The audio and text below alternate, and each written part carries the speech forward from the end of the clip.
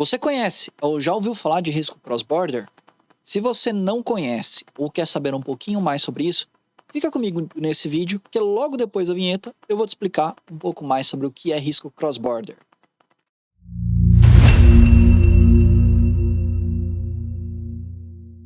Fala pessoal, tudo bem? Sejam bem-vindos a mais um vídeo aqui no canal. Vocês já me conhecem, eu sou o Patrick e esse aqui é o canal Papo pra PJ. Se você está caindo de paraquedas, aqui no canal a gente tem vídeo toda semana onde eu trago sempre conteúdos relacionados a comércio exterior. Nós temos grupos de morning call, seja no WhatsApp ou no Telegram. A gente está no Instagram, a gente está no YouTube, a gente está no Facebook. Nós estamos em diversos locais e vocês conseguem conversar diretamente comigo. Seja pelo nosso grupo do WhatsApp, seja pelo direct do Instagram, seja pelo Telegram, seja pelos comentários nos próprios vídeos que vocês podem deixar. Então, eu estou sempre acessível para vocês para que a gente possa conversar e para que vocês possam tirar as dúvidas que quiserem, né? Então, não se esqueçam, muitas vezes as dúvidas de vocês podem ser as dúvidas de outras pessoas também. Não tenham vergonha e deixem as perguntas, me mandem os questionários, façam o que quiserem, eu estou sempre à disposição de vocês. Lembrando que a gente tem curso, nós temos um curso de derivativos que começa agora na segunda-feira, dia 17. Não sei se as inscrições ainda estão abertas ou não, mas a gente tem um curso de Trade Finance Service e Derivativos, que começa só lá dia 1º de agosto, e essas inscrições ainda estão abertas. Então quem quiser, até o dia 20 aí, consegue se inscrever, tendo um desconto, né? A partir do dia 21, o preço já muda um pouquinho. Vamos para o vídeo e vamos falar um pouquinho sobre risco cross-border. Pessoal, risco cross-border nada mais é do que um risco de fronteira, né? É o risco que a gente chama de fechamento de fronteira, de cruzar fronteiras, né? E esse risco ele está diretamente envolvido para quem é um importador ou um exportador. Mas ele está muitas vezes indiretamente envolvido não só para importadores ou para exportadores, mas para todas as empresas. Por quê? Vou explicar primeiro para quem é um importador ou exportador. Tá bom.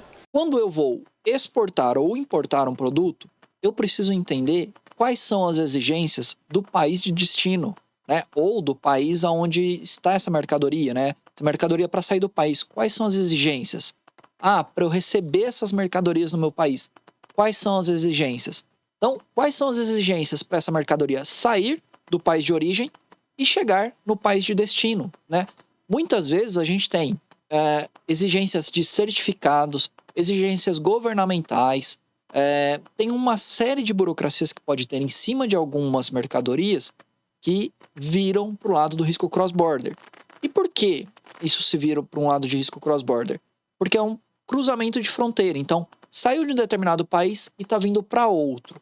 Quando isso acontece, se chegar, por exemplo, eu estou importando chinelos da Argentina, né? Essa mercadoria vai chegar aqui no Brasil e qual é a exigência para que esses chinelos ingressem no Brasil? Há necessidade de um certificado fitossanitário, por exemplo. Estou dando um exemplo aqui. Se você não tiver esse certificado, os chinelos não vão poder ingressar. Então isso é um risco cross-border, o risco dessa mercadoria cruzar uma fronteira, chegar no país de destino e não poder ingressar dentro desse país porque tem uma série de exigências. Então se atentem, tanto importadores quanto exportadores, se atentem às exigências. Quando é uma importação mais recorrente, uma exportação mais recorrente, é normal, isso já está no dia a dia. Agora, quando é algo novo, eu vou começar a importar alguma coisa, eu vou começar a exportar alguma coisa, identifiquem. Eu estou exportando para algum país novo, eu nunca exportei para esse país. Questionem o importador se há alguma exigência documental, se há alguma particularidade para que aquele país possa receber aquela mercadoria. Começa por aqui o risco cross-border.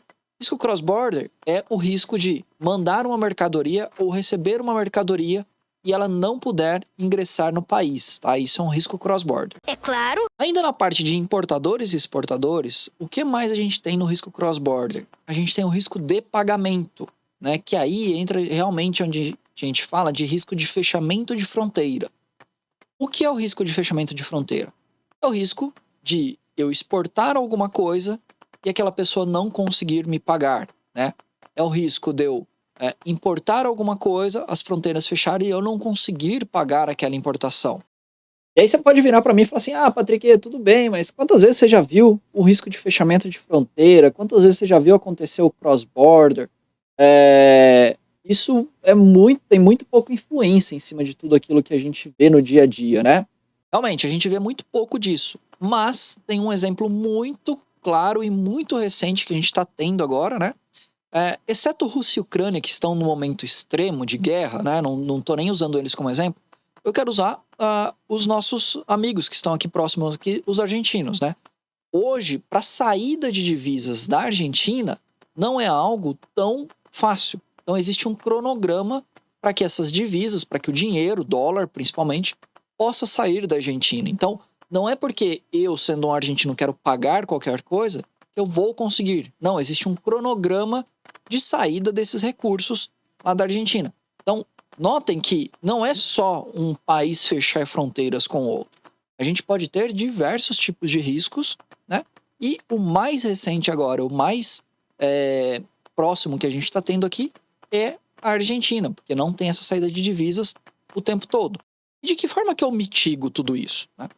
A parte financeira eu consigo mitigar através de cartas de crédito, stand-by. Não são formas que facilitam ou que mitigam esses riscos financeiros, né?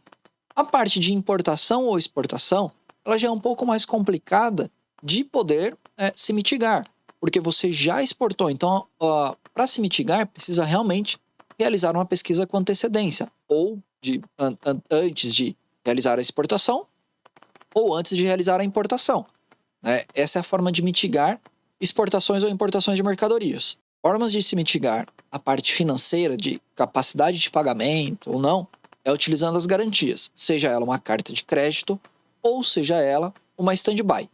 Sendo uma carta de crédito, é importante que se utilize a confirmação de um banqueiro local, né? Então, o banqueiro aonde o exportador está localizado. Então, o exportador está localizado no Brasil, então vai vir uma carta de crédito do exterior, e é importante que esse exportador utilize um banqueiro brasileiro para poder confirmar essa carta de crédito. Com isso, ele praticamente mitiga toda a possibilidade de um risco cross-border. Se você ainda não sabe o que é uma carta de crédito ou o que é uma stand-by, eu estou deixando aparecendo aqui nos cards aqui em cima para que vocês possam dar uma olhada. E por final, eu falei no começo desse vídeo que o risco cross-border ele atinge principalmente os importadores ou exportadores, mas ele atinge também quem não é um exportador ou quem não é um importador, que são empresas que só operam localmente. De que forma que eles atingem essas empresas? Também com risco de fechamento de fronteira e da parte financeira.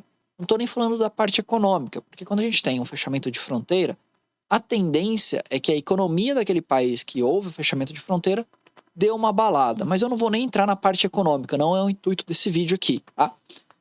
Imagine essas empresas locais. As empresas locais elas podem ter acesso a financiamentos que são captados lá no exterior. Então, um desses financiamentos, né, o mais conhecido, é chamado de 4131. Eu também estou deixando no card aqui. Nós temos outros, temos a 2770, temos diversas outras modalidades de captações internacionais para que esses recursos cheguem aqui no Brasil de uma forma mais barata. Nesses casos, eles serão afetados caso a gente tenha um fechamento de fronteira. Por mais que eles queiram pagar, eles não vão conseguir, né? Se a gente tem um fechamento de fronteira, por mais que tenha recursos, por mais que se queira fechar um câmbio e mandar os recursos para fora, não vai ser possível. Então, um exemplo disso, imaginem, o Patrick capta um financiamento lá em Madrid, na Espanha, por exemplo, tá? Trago esse recurso aqui para o Brasil, coloco na minha empresa e utilizo da melhor forma possível para a minha empresa. Isso nada mais é do que uma captação offshore, é o termo utilizado. Então, sempre que eu faço um empréstimo fora do Brasil, isso é considerado uma offshore, uma captação offshore. Digamos que por algum motivo o Brasil feche as fronteiras com Madrid, ou Madrid fecha as fronteiras com o Brasil, vice-versa, né? E eu não consiga pagar esse financiamento. Então, por mais que eu tenha recursos, aqui num risco cross-border, poderia ser o fechamento de fronteira. Então, isso sempre vai afetar as empresas, mesmo elas sendo importadoras ou não, exportadoras ou não. Se eu não sou um importador ou exportador, ainda assim eu posso fazer captações internacionais mas eu fico suscetível ao risco cross-border. É muito pequeno esse risco, mas é super importante que as empresas entendam. Ele é muito menor na parte financeira, só que ele tem uma abrangevidade, né? Ele abrange muito mais a parte de importação e exportação das mercadorias em si. Não estamos nem falando de parte financeira. Por quê? Cada país tem a sua exigência, cada país tem a sua legislação para receber ou para exportar um determinado produto. E é importante que vocês estejam a par, tá bom? Se vocês gostaram de saber o que é um pouquinho mais de risco cross-border, deixem nos comentários, dá um like, curte, compartilha, comenta, faz o que quiser, mas me ajudem, por favor, pessoal.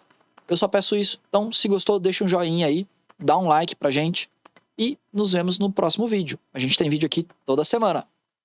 Tchau!